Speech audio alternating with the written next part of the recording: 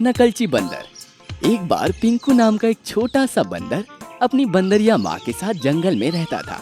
उसे दूसरे बंदरों के बच्चों के साथ खेलना बहुत अच्छा लगता था। एक दिन वो अपने दोस्तों के साथ पेड़ पर खूब गुलाटियां मार रहा था। तभी उसकी नजर तालाब में तैरती हुई मछली पर पड़ती है। पिंकू उस मछली के पास जाता है और उससे पूछता है, मछली आंटी, मुझे एक बात बताओ, तुम पानी में इतना कैसे तैरती हो? जैसे तुम पेड़ पर उछल उछल कर गुलाटी मारते हो, वैसे ही मुझे भी पानी में तैरने का हुनर है। पर पानी में तैरने पर तो बड़ा मजा आता होगा ना? काश मैं भी पानी में तुम्हारी तरह तैर सकता। पेड़ पर गुलाटी तो कोई भी मार सकता है। अरे पिंकू, जंगल में हर किसी के पास कोई ना कोई खूबी है।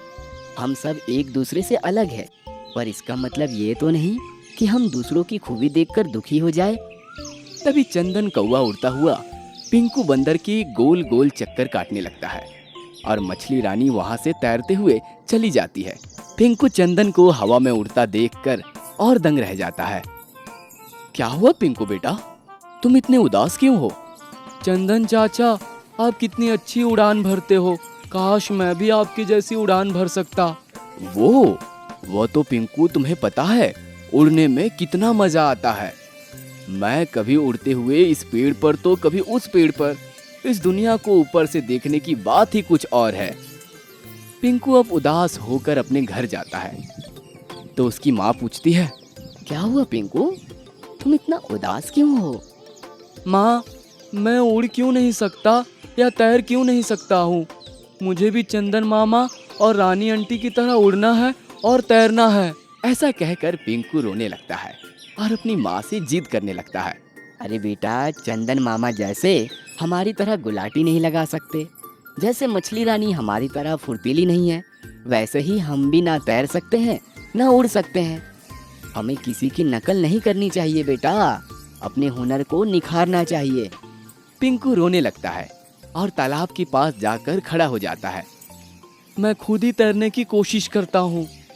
पिंकू पानी में जाता है और कुछ ही देर में गहरे पानी में चला जाता है, पर तैरना ना आने के कारण हाथ पैर मारने लगता है।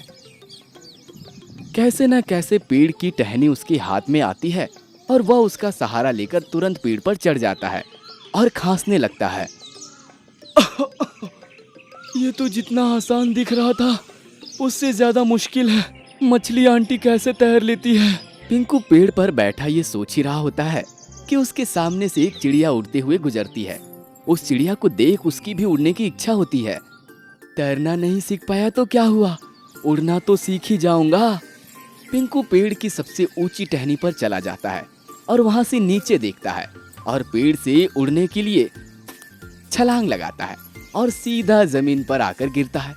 जमीन पर तेजी से गिरने के कारण उसके कंधे पर चोट आ जाती है और वह दर्द से चीख रहा होता है। बहुत दर्द हो रहा है माँ। तभी चंदन पिंकू को ऐसी हालत में देखता है और उसकी माँ को बुलाकर लाता है।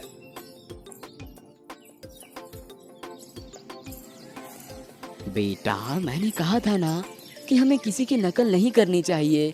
देखा कितनी चोट आ गई ना तुमको।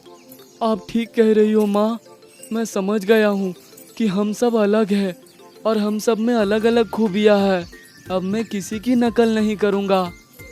सीख, हमने इस कहानी से क्या सीखा कि सबके पास अपनी अपनी अलग खूबियाँ होती है। उसमें ही हमें खुश रहना चाहिए और दूसरों की नकल नहीं करनी चाहिए। अगर आपको हमारी कहानी पसंद आई तो हमारे चैनल को लाइक और सब्सक्राइब जरूर कीजिएगा। घमंडी लोमड़ी। एक जंगल में एक शेर था।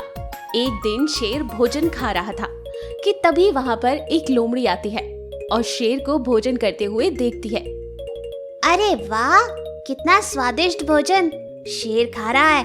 मुझे भी किसी न किसी तरह इसके पास से ये भोजन खाना है। ये सोचकर लोमड़ी शेर के पास जाती है और उससे कहती है, शेर महाराज, मैं बहुत दिनों से आपसे एक बात पूछना चाहती थी। लोमड़ी की बात सुनकर शेर कहता है, क्या है वो बात? कहीं तुम मेरा भोजन तो नहीं खाना चाहती? नहीं नहीं महाराज, वो बात नहीं है। मैं अभी पेट भरकर खाना खाकर आई हूँ। तो फिर क्या बात है? आपके पास इससे पहले एक सेवक हुआ करता था, वो मर गया। अब आप अकेले ही रह रहे हैं। आज से मैं आपकी सेवक बनकर आपकी सेवा करूंगी। मेरी बहुत दिनों से ख्वाहिश थी कि मैं एक बलवान और होशियार शेर की सेवा करूं। अपनी तारीफ सुनकर शेर खुश हो जाता है और लोमड़ी को सेवक बना लेता है। शेर जब भी भोजन के लिए जाता, वो अपने भोजन में से थोड़ा लोमड़ी को भी दे दिया करता था। एक दिन शेर ने लोमड़ी से कहा, देखो, आज तुम शिकार पर जाओ और मेरे लिए भोजन लाओ। आज मेरा शिकार करने का मन नहीं है। ये बात सुनकर लोमड़ी घबरा जाती है। पर महाराज, अगर मैं शिकार पर गई तो मुझसे कौन डरेगा? तुमसे कोई नहीं डरेगा। तुम मेरा नाम बताना और उनसे कहना कि वो मेरे लिए भोजन लेकर आएं। जाओ अब। लोमड़ी एक जानवर के पास जाती है और उससे कहती है, मैं महाराज की नई सेवक हूँ। महाराज ने तुम्हें बुलाया है अपने भोजन के लिए। लोमड़ी उस जानवर को शेर के पास ले जाती है। शेर और लोमड़ी भोजन खा लेते हैं। अगले दिन लोमड़ी फिर से भोजन की तलाश में जंगल में घूमती है। लोमड़ी को देख बाकी के जानवर डर जाते हैं। अब लोमड़ी मन ही मन सोचने लगती है, मुझसे इस जंगल के सारे जानवर डर रहे हैं। इस जंगल में मेरी एक पहचान बन गई है। ये सोचकर लोमड़ी घमंडी बन जाती है। एक दिन शेर लोमड़ी से कहता है, आज मैं शिकार पर जाऊंगा। ये सुनकर लोमड़ी गुस्से में आ जाती है और उल्टा शेर से कहती है, आप क्यों जाएंगे भला? मैं जाती हूँ। इस जंगल के सारे जानवर मुझसे डरते हैं। ये कहकर लोमड़ी अपनी खुद की तारीफ करने लगती है। ये सुनकर शेर मन ही मन सोचता है, ये लोमड़ी बहुत ही घमंडी हो गई है, इसे सबक सिखाना होगा। ये सोचकर शेर लोमड़ी से कहता है, ठीक है, तुम जाओ, लेकिन आज मैं भैंस का शिकार करना चाहता हूँ। तुम जाकर मेरे लिए भैंस लेकर आओ। ये सुनकर लोमड़ी भैंस का शिकार करने के लिए जाती है। भैंस लोमड़ी की टांग में अपने सींग गड़ाकर उसकी टांगें तोड़ देता है। लोमड़ी लंगड़ाते हुए शेर के पास आ जाती है। महाराज, भैंस ने तो मेरी टांग ही तोड़ दी। वो तो मुझसे बिल्कुल भी नहीं डरी। अब तो मैं शिकार भी नहीं कर पाऊंगी। लोमड़ी की बात सुनकर शेर कहता है, अब समझ में आया, जो जिसका काम है उसी को करना चाहिए। इस जंगल का राजा मैं हूँ। मुझे देखकर इस जंगल के सारे जानवर डरते हैं। तुम ये मत समझना कि अगर तुम मेरे पीछे हो तो तुम ताकतवर हो गए हो, किसी भी जानवर का शिकार कर सकती हो। लोमड़ी को अपनी घमंड का और अपनी गलती का एहसास हुआ। उसने शेर से माफी मांगी। महाराज, मुझे माफ कर दीजिए। मैंने एक वफादार सेवक चाहा, तुम जैसा लालची जानवर नहीं। जाओ यहाँ से। शेर उसे वहां से भगा देता है। बेचारी लोमड़ी मुंह लटकाए हुए निराश मन से वहां से चली आती है। इस कहानी से हमें ये सीख मिलती है कि हमें कभी भी दूसरों के ऊपर घमंड नहीं करना चाहिए। लालची गधा। एक जंगल में कौवा और गधा दोनों बहुत अच्छे दोस्त थे। जहां भी जाते थे वो दोनों साथ ही जाते थे। एक दिन गधा भोजन की तलाश में घूम रहा था कि इतने में वहां उसका दोस्त कौवा आया और कौवे ने कहा, दोस्त, कहाँ जा रहे हो? बहुत भूख लग रही है, भोजन की तलाश में जा रहा हूँ। गधे की बात सुनकर कौवे ने कहा, इस जंगल के थोड़े ही दूर पर भोजन है, चलो हम वहाँ चलते हैं। मैं उतनी दूर नहीं चल सकता। तुम्हारा क्या है, तुम तो हवा में उड़ते हुए चले जाओगे। तुम्हें तो कोई थकान महसूस नहीं होती। वहाँ मकई के खेत हैं और बहुत ही स्वादिष्ट मकई है, चलो ना चलते हैं।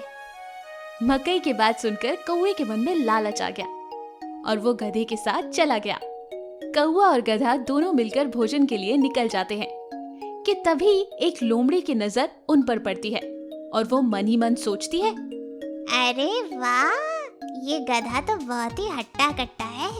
अगर मैं इस गधे को महाराज को दे दूं, तो उनके खाने के बाद वो थोड़ा सा मुझे भी दे देंगे। ये सोचकर लोमड़ी गधे के पास जाती है और उससे कहती है, अरे तुम कहाँ मकई के भोजन की तलाश में जा रहे हो? मैं तुम्हें उससे भी स्वादिष्ट और उससे भी ज्यादा भोजन बताती हूँ। तुम मेरे साथ आओ। ये सुनकर गधा लालची बन जाता है और उसके साथ जाने के लिए तैयार हो जाता है। लेकिन तभी गधे का दोस्त कौवा आता है और वो गधे से कहता है, दोस्त, तुम इस लोमड़ी की बातों में मत आओ। हमें मकई ही काफी है, हमें इसके साथ नहीं जाना चाहिए। चलो मेरे साथ ही चलो। अरे दोस्त, मैं एक बार लोमड़ी का भोजन भी देख कर आता हूँ। तुम चलो, मैं पहुँच जाऊंगा। लोमड़ी और गधा दोनों मिलकर वहां से निकल पड़ते हैं। थोड़ी ही दूर जाने के बाद लोमड़ी एक गुफा के पास रुकती है और गधे से कहती है, ये देखो दोस्त, इस गुफा में तुम्हें जो चाहिए वो भोजन तुम जाकर खा सकते हो। जैसे ही गधा भोजन के लिए अंदर जाता है, लोमड़ी अपने सिर की मदद से एक बड़े से पत्थर को उस गुफा के आगे रख देती है और उस गुफा को बंद कर देती है और शेर को लाने के लिए निकल जाती है। ये सब कौवा देख रहा था। वो अपने दोस्त की मदद के लिए हाथी के पास जाता है। हाथी भाई, मेरा दोस्त मुसीबत में है। लोमड़ी ने उसे गुफा में बंद कर दिया है, कृपया कर उसकी मदद करें। हाथी गधे की मदद करने के लिए कौवे के साथ मिलकर उस गुफा के पास जाती है और अपनी सूंड की मदद से उस पत्थर को हटा देती है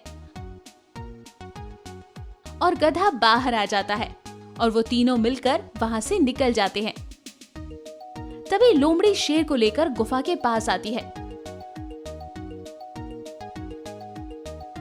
गुफा में गधा नहीं था। ये देखकर शेर गुस्से से लोमड़ी से कहता है, मुझे बहुत भूख लग रही थी और तुमने मुझे मेरे शिकार के बीच में टोक दिया और यहाँ पर कुछ भी नहीं है। मैं अब तुम्हें ही खा जाऊंगा। ये सुनकर लोमड़ी डर जाती है और वहां से भाग जाती है। इस कहानी से हमें क्या सीख मिलती है? लालच हमें बड़ी से बड़ी मुसीबत में डाल देता है। अगर आपको हमारी कहानी पसंद आई तो हमारे चैनल को लाइक और सब्सक्राइब जरूर कीजिएगा। धन्यवाद।